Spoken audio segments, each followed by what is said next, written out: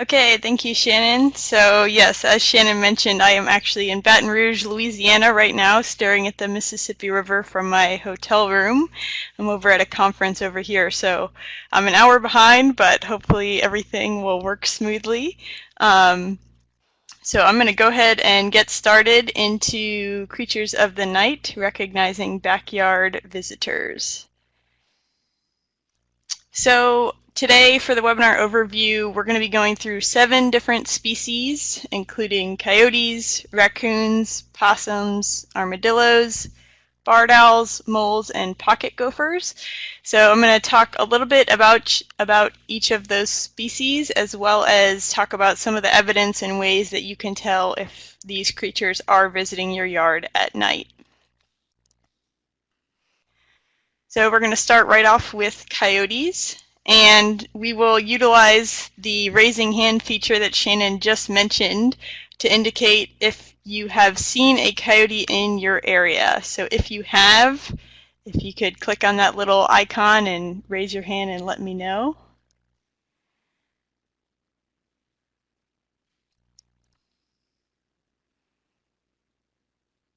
Okay, there's about 8 people, so not quite half, but a good majority. So you guys can go ahead and click that same icon again to unraise your hand. So some of you might not have seen coyotes, but I'll talk about some evidence and ways that you can tell if maybe they are in your yard, even though you haven't seen them physically. So just a little bit about coyotes. They are considered crepuscular, so they are going to be most active during dawn and dusk, right as the sun's going up and are coming up and going down. And they are have very excellent eyesight, hearing, and sense of smell, which makes them really, really good hunters and survivors in all sorts of habitats, whether it's urban or in a forested area. And unlike what most people think, they often associate coyotes with wolves, but they do not hunt in packs like wolves do. They are often alone or with their significant other, their mating pair. Coyotes do mate for life. It's a pretty unique thing in the animal kingdom. So in terms of coyote diet, they are considered omnivores, so they consume, on the animal side of things, small mammals. They'll also eat insects, and if they are hungry and come upon it, they might even eat carrion, which is dead animals. They will also feed on things like fruit, pet food, if again it's made available to them, as well as they will rummage through garbage in urban areas. So I could talk forever about coyotes. We actually did a whole webinar on coyotes.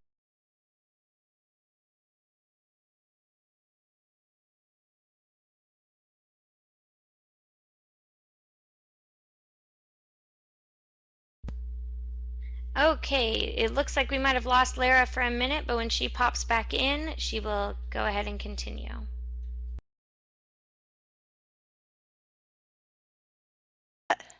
Oh, can you hear me? Okay, sorry about that, of course. There's an issue. Hopefully we won't encounter that again, but we will see.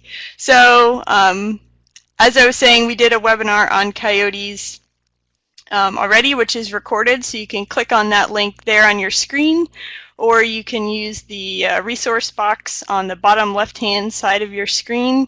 There is a link to the recording there as well. So in terms of evidence of coyotes, you can look for their tracks if you have a sandy area or any type of area where there's open ground, and look for a track that looks like what you see on the left-hand side of your screen. And these could be confused with a domestic dog of similar size, but a coyote track is a more narrow track, so it's going to be longer than it is wide. And more oftentimes, it's the top 2 claw marks, which you can see both in the drawing and in the picture on the left, are most often what you'll see in the track, and less often you'll see those other 2 nail marks on the outer paws. So Those are kind of, it'll be more oval in shape on a coyote track if you were to trace around it, and more circular for a domestic dog. And in terms of size, they're about 2.5 inches long. So you can also look for scat from coyotes. So it'll be similar in size again to domestic dog scat. However, it will contain the hair of its prey, which hopefully your dog does not have. So that is one thing that you can look for. And apparently a scatologist somewhere out there had the job of going out and measuring coyote scat. So it is said to have an average length of 4 inches. If you want to get out your measuring tape, if you find some scat in your yard, that might also be helpful in identification. So another thing you can look for is a den site for coyotes, and these can be found in hollowed out logs, brush piles. They'll also utilize burrows of other animals like the armadillo or gopher tortoise. And it's important to note that the dens are only used when the pups are small, so for about 2 months. So that'll be in the late spring, early summer, when the dens will be actively used. Okay, so we're going to move on to raccoons. And raccoons are similar to coyotes in the fact that they are very adaptable and can thrive in a variety of habitats, and especially in urban areas. So probably coyotes and raccoons are really good and best at adapting to living in urban environments, which is a lot of what we have in Pinellas County and many other parts of the state as well. So raccoons live in cavities, so again they'll utilize hollowed trees. That's kind of their #1 preference, but if they are not available, specifically again in a more suburban or urban area, they'll utilize debris piles, burrows of other animals, crawl spaces beneath homes.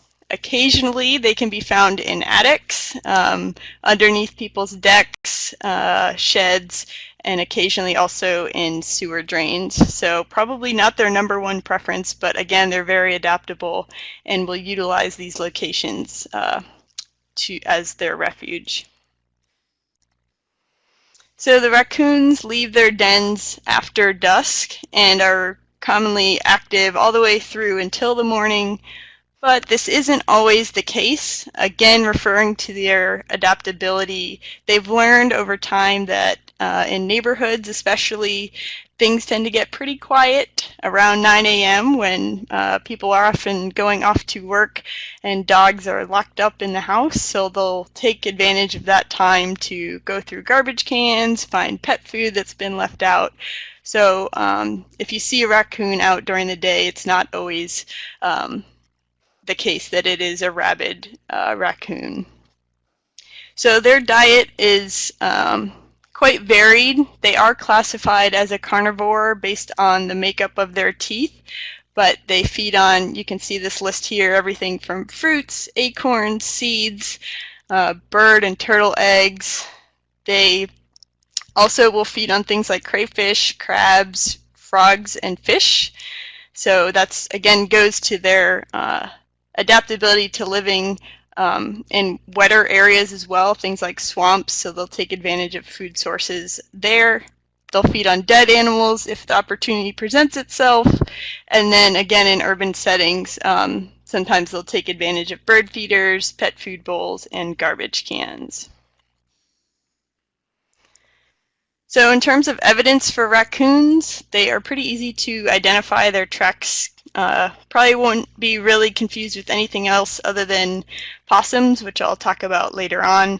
So they've got kind of these 5 long skinny fingers, which you can see in the image, both on the left and right. And it's about 3 inches in length for the forefoot, the one in front, and the hind foot is a little bit larger, getting closer to about 4 inches in size. And that is for a full-grown, mature raccoon. So another thing that I have gotten a few calls about in terms of evidence of raccoons is in people's pools. So raccoons will actually poop in the shallow end of pools, and it's one way that they can hide their droppings from predators and other raccoons. So they are pretty territorial species, and so any way that they can hide their presence is beneficial for them. And just a quick note, if you are having this issue, one way that you can prevent this from happening is to prevent access to shallow areas. So they're not going to jump in a deep end of the pool and swim over to the shallow area. If that shallow area is not accessible, they will not utilize it. So you can cover it with a plastic sheet if possible. All right, so let's do our first poll question about raccoons.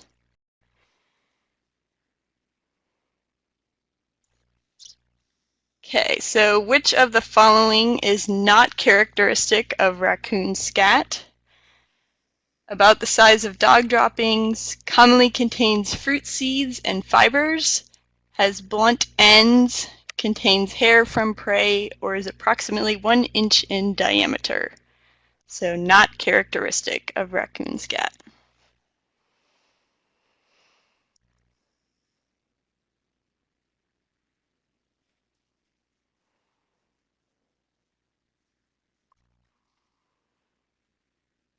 Okay, and the poll doesn't look like many more folks are responding, so quite a variety of responses here. So the correct response is it does not contain hair from prey. So if you recall back to their list of things that they consume, most of their diet does not contain, their prey does not contain hair. It was mostly crayfish and crabs and things that lack that. So their scat typically would not contain hair from their prey. So let me hide that.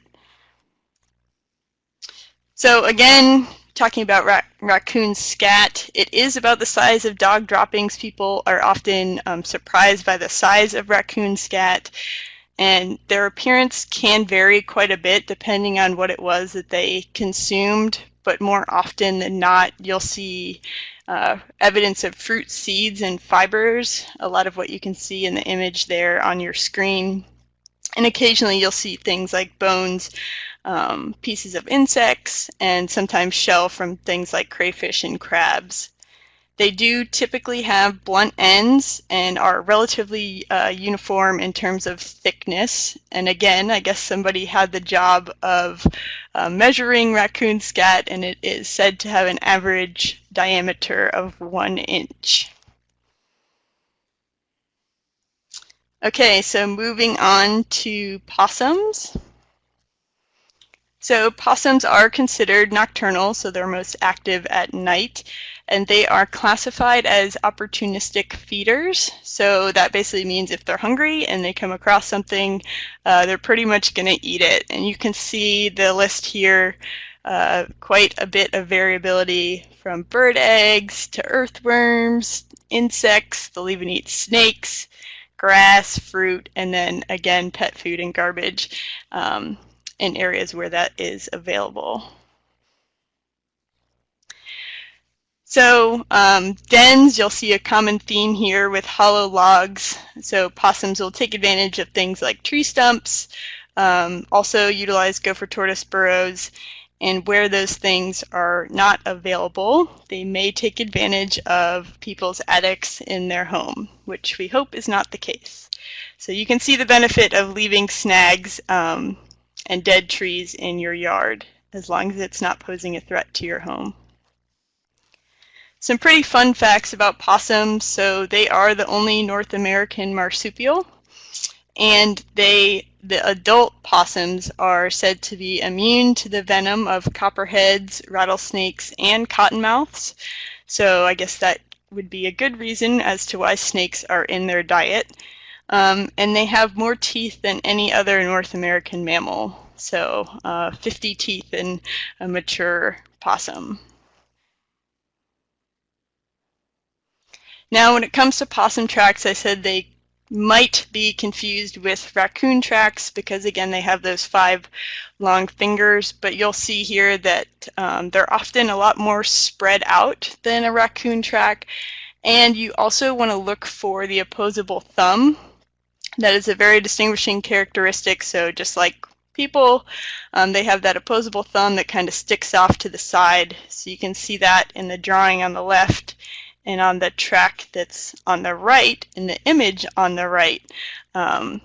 So that's a good thing to look for when trying to identify a possum track. Okay, now we're going to move on to armadillos. I think, yes, I have another poll question.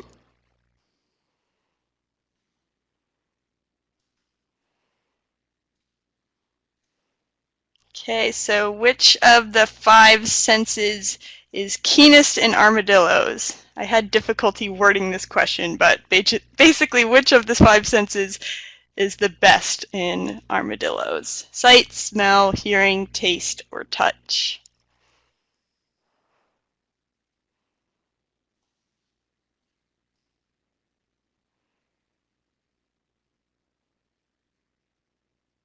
Oh, I think pretty much everyone's responded. That's awesome. Okay, I'm going to broadcast the results. So yes, the majority of you got it correct. They have an excellent sense of smell.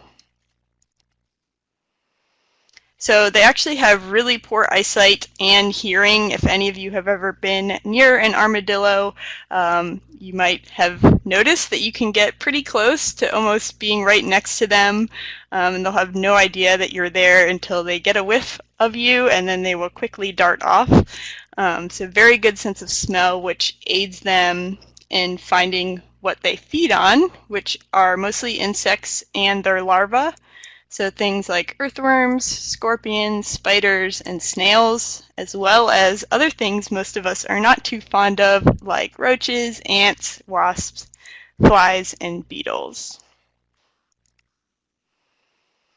So one thing people are often surprised about is how quick armadillos can move. So they are quite fast runners once they get going. And I have never witnessed this, but the research shows that they are excellent swimmers as well. They do prefer sandy soils, which we have plenty of here in Florida because it's easy for them to excavate and dig through with their nose so that they can sniff and smell and find their food. And armadillos are also considered nocturnal, so typically they will rest in a deep burrow, which I'll talk about in a minute, during the day and becoming more active in the late evening, through the night, and into the early morning. So one really cool fun fact about armadillos is that they only produce 1 litter every year, but it always includes 4 identical young of the same sex that developed from a single egg. So you can read all on more about this if that piques your interest, but just wanted to share that fun fact with you about armadillos. So I mentioned that they typically rest in burrows during the day, and these can often be found under things like brush or rock piles, stumps, dense brush, and again in a more urban setting underneath concrete patios. So this was a picture I took. This was underneath some saw palmetto where they dug this burrow, and the burrows are very round in shape. People often say, think about like a football. If you were to shove a football in there, it'd be similar in shape and size. So it's about 7 to 8 inches across, and they can be up to 15 feet long or deep into the burrow. So I mentioned before how they kind of search and dig for their food, which is often found in the soil. So in terms of evidence, you can look for this rooting and digging activity.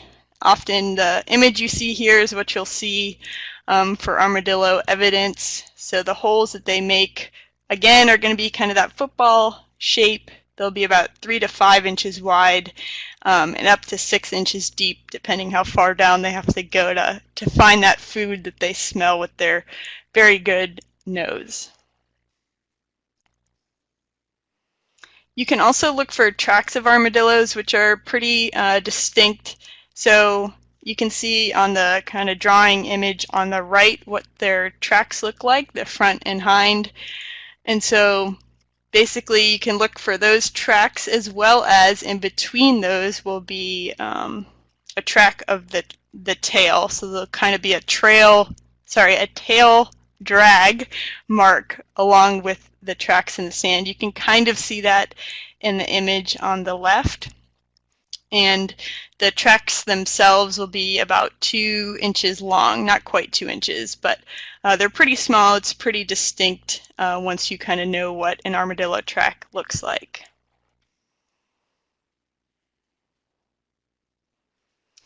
Okay, now we're going to move on to barred owls, kind of switching gear to birds. So barred owls are a resident species, so they do not migrate. They're here year-round, and they are considered nocturnal, but can sometimes be active during the day. But they do most of their hunting and activity at night.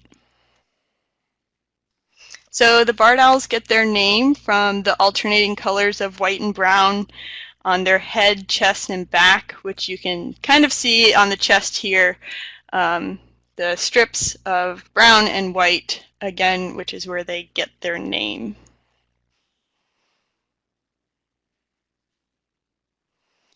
So in terms of barred owl habitat, they prefer forested areas with large mature trees. And perch sites are said to be really important in terms of sites that they'll occupy. So they need to be able to have a place where they can sit and search and hunt for food. And in terms of their nesting areas, they will often nest in cavities, again, of hollowed out trees and snags. But if those aren't available, or perhaps if they come upon the nest of an old nest of hawks or crows, and sometimes even squirrels, they will take advantage and utilize those as well. And for the most part, they will occupy the same nest site every year unless something happened, whether it was the snag fell down, the nest fell down, or something occurred that kind of scared them out of that particular area. Okay, I think this is my favorite poll question since we've done the series. So a common call of the barred owl sounds like the following phrase. Who cooks for you? Who cooks for you all? Hip, hip, hurrah. Tea kettle, tea kettle, tea kettle. I'm so lazy, I'm so lazy. Sweet, sweet, I'm so sweet.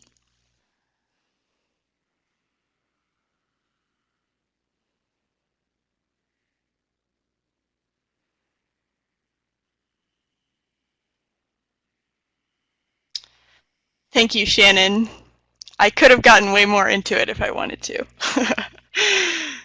Okay, it looks like most people have responded.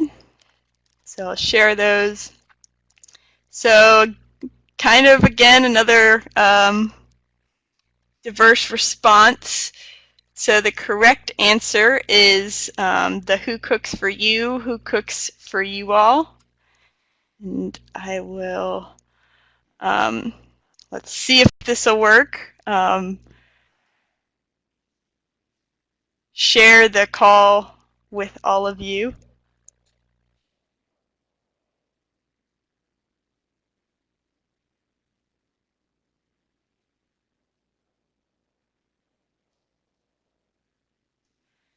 So hopefully you all were able to hear that. So it sounds very much like, who cooks for you? Who cooks for you all?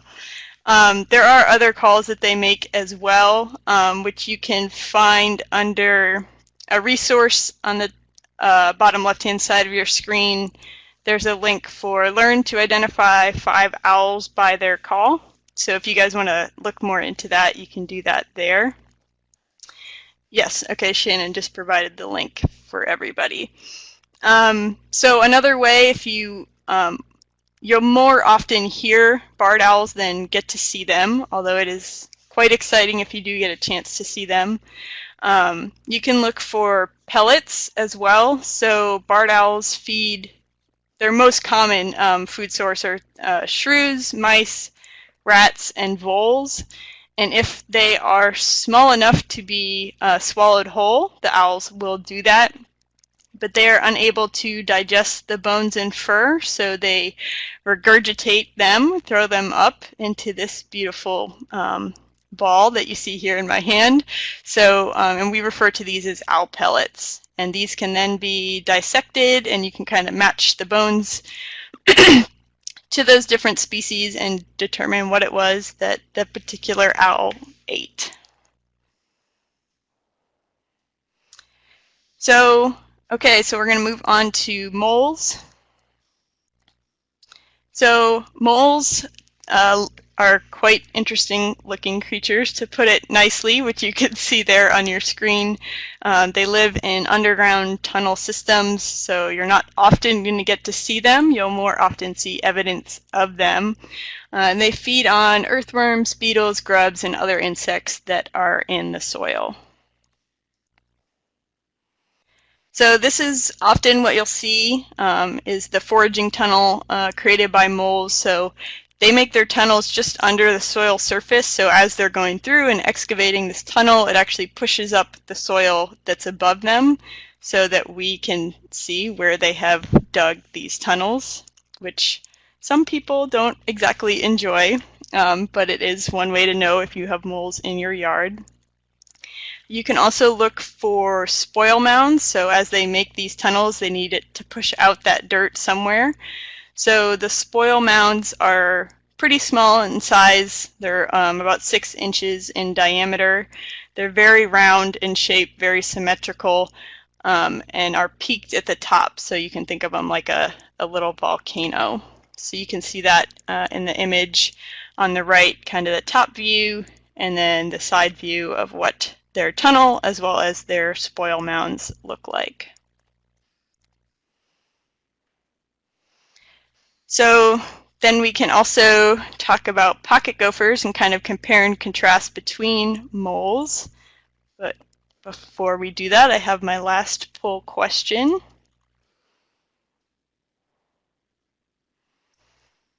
So, unlike moles, pocket gophers are herbivores, create tunnels 6 to 12 inches below the soil surface, form crescent-shaped mounds, all of the above or none of the above.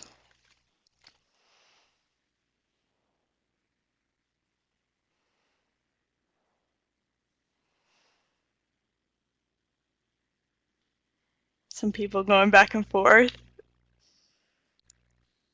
Okay, I'll go ahead and end it. Broadcast results.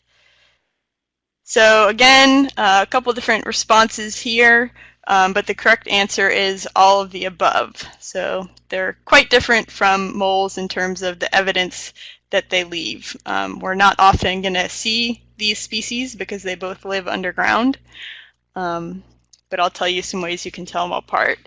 So pocket gophers get their name from, they have this external fur-lined cheek pouches, which you can kind of see in this really old photo I found on the left. And again, like I said, they live underground just like moles do, but they feed on roots and other plant parts underground, so they're considered herbivores as compared to the moles that feed on the insects in the soil. Pocket gophers do get a lot of credit for being ecological engineers. So basically, just through their daily routines and activities of being a pocket gopher, they're doing a lot of beneficial things for the ecosystem and other species. So through the formation of their tunnels, they serve as kind of natural aerators to get air mixed in with the soil. And also, as they're creating the tunnels, they're helping to mix up nutrients in the soil. And the research has shown that where pocket gophers are present, there is a higher biodiversity and more productivity in terms of the plant communities that are found there. Their tunnels, which could be as long as 500 feet, also serve as great shelter for some of the smaller creatures, things like frogs, lizards, some smaller invertebrates, and bugs, as well as things like snakes and some of the smaller mammals as well. And then they also, like I mentioned, feed on roots, and there are certain grasses that actually respond in a positive manner and way to root herbivory. So that is seen as a benefit that they provide. They kind of determine what plant community that we see on the surface. So the tunnel system that pocket gophers make is 6 to 12 inches below the soil surface, so we're not going to see their tunnels like we do with moles. But what we will see is, again, those soil mounds from what they had to kind of push out from the tunnel they made. So for pocket gopher, it's going to be much bigger than a mole.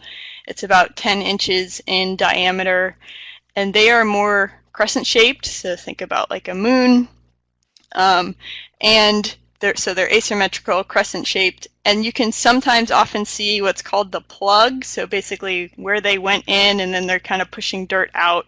There's like a perfect little hole where their body went in, but it's still filled with dirt, so you can kind of see that in the image below.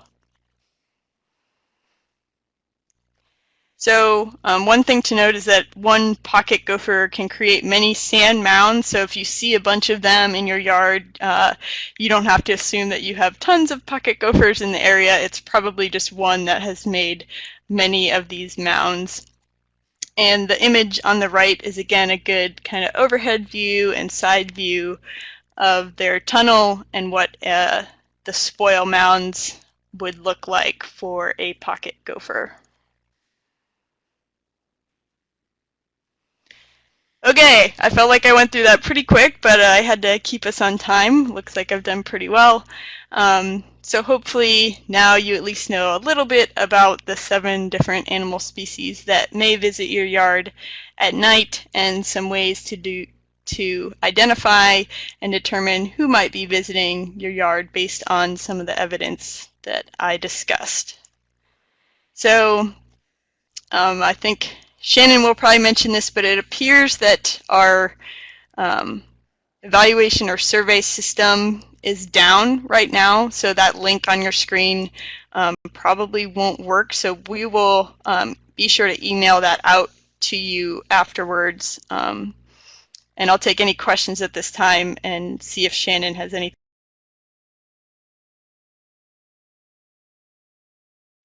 It would look like our evaluation website is back up and running, at least for this particular evaluation. So if you would click right on the screen there to pull that up, we would really appreciate it. We do use the answers that you give us in our evaluations to improve our webinar series in the future. And Lara, we did not have any questions come up during the webinar, but it appears we're having a couple come up now. So Bill said, years ago I saw owls nesting in a palm tree on the Pinellas Trail. Would those be barred owls or other types of owls? Good question, Bill. I can't say for sure, but I would probably assume those would be more likely to be a screech owl. So woodpeckers tend to be pretty fond of palm trees, and they'll kind of excavate a nesting cavity in them, which will eventually, or may eventually, be taken over by screech owls. I'm not sure that a palm tree would be large enough to house a larger barred owl, and they wouldn't be as fond of that type of habitat as they would a more like oak hammock type of habitat. That would be my educated guess. Just to add to that, Bill, screech owls are significantly smaller than barred owls. But we only have a few different species of owl that you'll regularly see in this area of the state, and so just by size alone you can get pretty close. And then if you're interested in learning more about them, there are lots of resources available in the bottom left hand corner of your screen. Lara, the next question is from Countryside Library. How would we control moles in a home garden? So that's a good question. Unfortunately, there's not a whole lot that can be done. There are certain scent deterrents that you can use. There is a link on the bottom left-hand side of the screen dealing with unwanted wildlife in an urban environment. And it lists several options specific to moles that you could try. So we can't, advertise or promote one particular product, but there are some that you can try out and see which works better than others. Okay, the next question is, will the webinar be recorded? The answer to that is yes, it is being recorded right now, and we will post that website both on the link I just posted in the chat box, as well as on Lara's website and via social media, so you can see those on those websites. The next question is, does IFAS have a wildlife identification app for iPhone, or can you recommend any wildlife identification apps? So, and Shannon, you can correct me if I'm wrong, I'm not aware that IFAS has a wildlife ID app. If they do, I want it. And in terms of other wildlife identification apps, there aren't any in particular that I use. There is one, I think it was Florida Wildlife. I no longer have it on my phone, but you could kind of categorize by different types of animals and indicate different observations and enter them into the app, and it kind of narrows down what it could possibly be. But your probably even better bet would be to send an email with a picture, if you can get a picture, to either myself or Shannon, and we can identify it for you. Personal service. But yes, Bill, we'll be sure to... Oh, go ahead, Shannon. I was just going to say we will be sure to identify anything that you send us via email or via social media. The only other one I can recommend is there is a bird identification app through, I believe it's through Cornell, and I will post a link to that in the chat box. And it is through their extension service, but they have made it very user-friendly, but it is only for birds. You can actually track birds that you have seen in your area as well.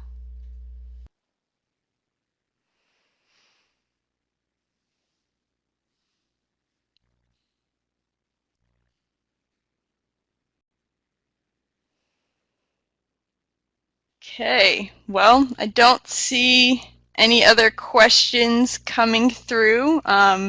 We do still have a few more minutes. If anyone has some last-minute questions, we'll be here to answer them. But otherwise, please, if you haven't already, click on the link on your screen to complete the survey. Shannon and I very much appreciate that. And again, if you want to register for the last webinar for this series, you can click on the link on your screen there, polknr.eventbrite.com. And as always, we appreciate your participation in today's webinar. And if you guys have any other questions, feel free to contact myself or Shannon.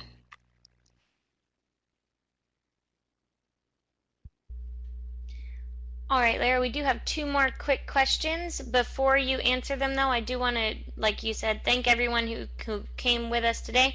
It will kick us out shortly after 1 o'clock, but we will try to answer these questions quickly.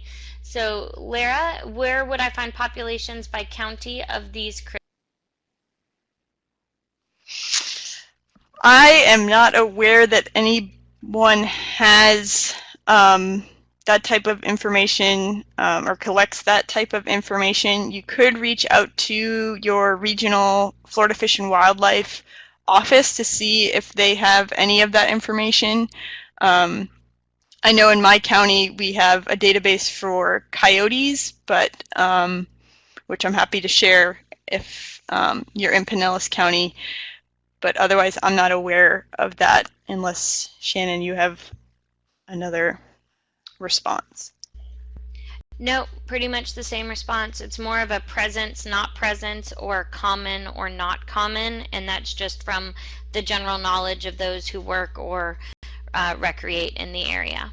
So the next question is from Lori. Why do you see so many roadkill opossums if they are so fast? So it's a good question. So the armadillos are the ones that I referred to as being really fast.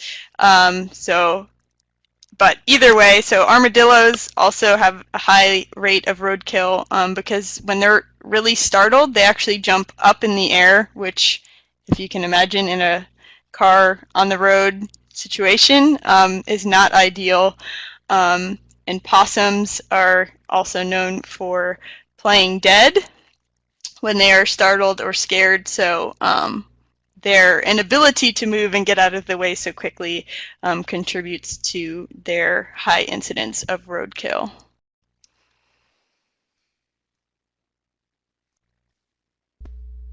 All right, well, that appears to be all of the questions that we have in the chat box. Everyone, please feel free to shoot us an email if you have another question going forward, or contact your local extension office by visiting solutionsforyourlife.com and navigating to local offices to find your local extension office.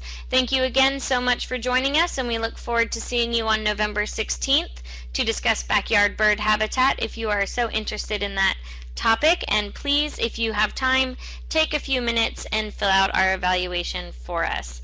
Thank you again so much, and have a great rest of your week and a wonderful Wildlife Wednesday.